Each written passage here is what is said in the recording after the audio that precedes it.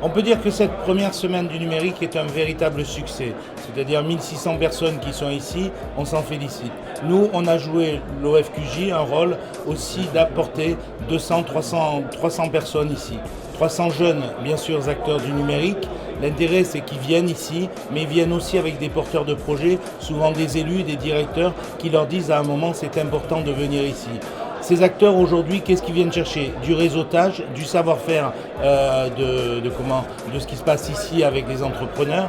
Et quel a été le rôle de l'OFQJ?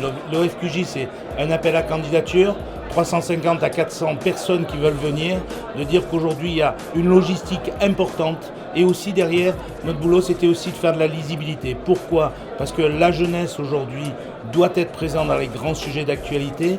Le numérique est un grand sujet d'actualité porté par les jeunes et qui va révolutionner la société française et les sociétés mondiales. Et je crois qu'à un moment, il était important pour nous d'apporter des acteurs aussi importants qui donnaient de la lisibilité.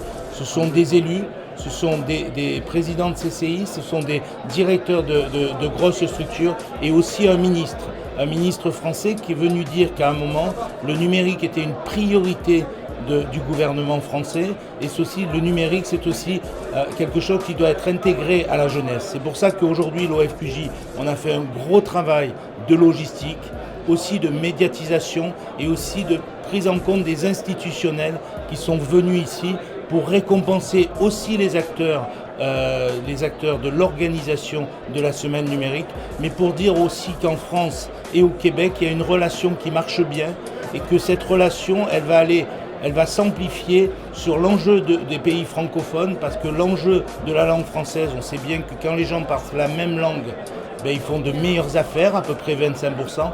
Et c'est vrai qu'il y a un enjeu économique sur la francophonie qui est important, où le Québec et la France vont jouer un grand rôle et où nous, l'OFQJ, on est présent depuis le début.